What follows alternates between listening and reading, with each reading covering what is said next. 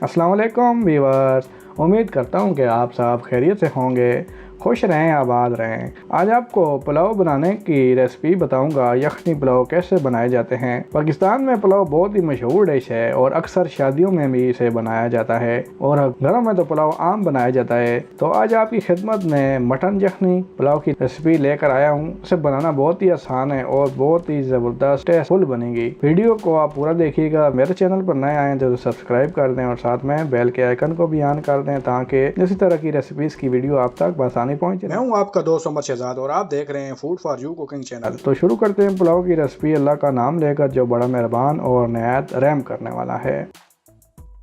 दोस्तों, यहाँ हमने आधा किलो मटन ले लिया है और इसे एक बर्तन में डाल के इसमें अदरक, लहसुन और गरम मसाले शामिल करके थोड़ा सा इसके अंदर पानी शामिल करके इसे चूल्हे पर चढ़ा दिया है। यहाँ हमने 2 अदद प्याज लिए हैं जो स्लाइस की शक्ल में काट लिए हैं। साथ में 4 हरी मिर्च हमने बारीक काट लिए हैं और 3 अदद टमाटर हमने लिए वो भी काट लिए हैं। 4 अदद साबुत थूम हम ले रहे हैं, ये इसके अंदर बहुत ही ज़बरदस्त फ्लेवर लाएगा। 2 टेबल स्पून लहसुन और अदरक का पेस्ट इसके अंदर जाएगा। ये पुलाव मसाला है, इसके अंदर जाएगा। पुदीने के पत्ते भी हम इसके अंदर शामिल करेंगे। यखनी को पकते हुए हमारे यहाँ पर 30 मिनट हो चुके हैं और अभी थोड़ा गोश्त पकना बाकी है, तो हमने इसे दोबारा से कवर दे के पकाएंगे। याद रखें नाज़रीन कराम, पुलाव के लिए सबसे अहम चीज़ चावल होते हैं और आपने सबसे अच्छे चावल लेने हैं, क्योंकि चावल अच्छे होंगे तो आपका पुलाव भी बहुत ही अच्छा बनेगा। यहाँ पर हमने चावलों को अपने भिगो दिया है और हम अपनी यखनी को भी चेक करते हैं कि हमारी यखनी कहाँ तक पहुँची है, यानी कि बनी है या अभी तक नहीं। तो पानी उस वक्त कम लग रहा था तो हमने थोड़ा मज़ीद पानी ऐड किया और इसे पकते हुए तकरीबन 45 मिनट गुजर चुके हैं। थोड़ी देर इसको और देंगे और इसे उतार लेंगे। दूसरी जानब हमने पतीले में तेल डाला 1 कप और इसके अंदर अपने प्याज डाल के इसे ब्राउन कर देंगे।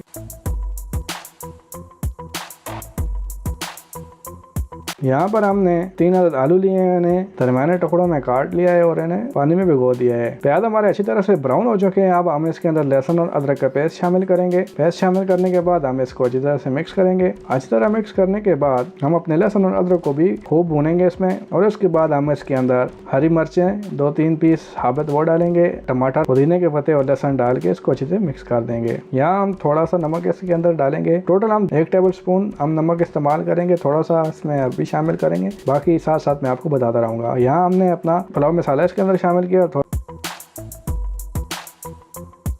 पानी डाल के इसको खूब अच्छी तरह से भूनेंगे। खूब अच्छी तरह भूनने के बाद हम इसके अंदर अपने आलू जो हमने धो लिए थे वो शामिल कर रहे हैं। आलू शामिल करके इसको हम अच्छी तरह से मिक्स करेंगे। अच्छी तरह के मिक्स करने के बाद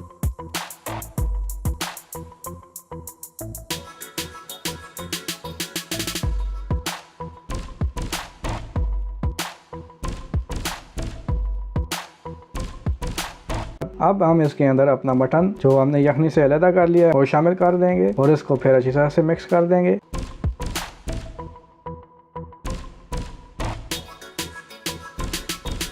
यहाँ पर हम अब 1 टीस्पून लाल मिर्च शामिल करेंगे और इस वक्त हमने इसके अंदर 1 टीस्पून नमक शामिल कर दिया है। बाकी जो बच गया है वो हम जब इसके अंदर पानी शामिल करेंगे तो इस वक्त डाल देंगे। यहाँ यखनी का पानी इसके अंदर शामिल कर दिया था और इसे कवर करके पकने के लिए छोड़ दिया था। अब हम अपने आलू चेक करेंगे कि वो गल चुके हैं या नहीं। तो आलू हमारे थोड़े से अभी कच्चे हैं, तो इन्हें मज़ीद कुछ देर के लिए हम पकाएंगे कवर दे के।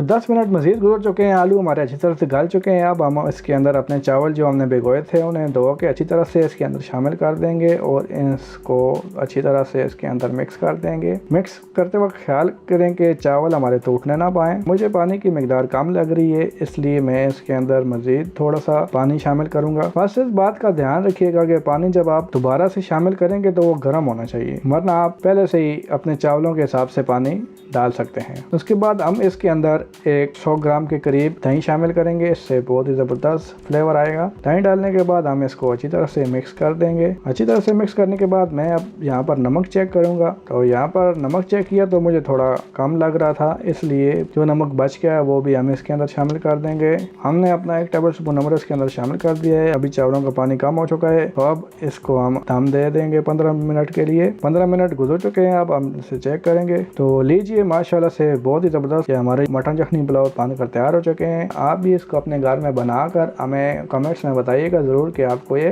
पुलाव कैसे लगे। तो मिलते हैं अपनी किसी नेक्स्ट वीडियो में आपके साथ, तब तक के लिए अस्सलाम वालेकुम।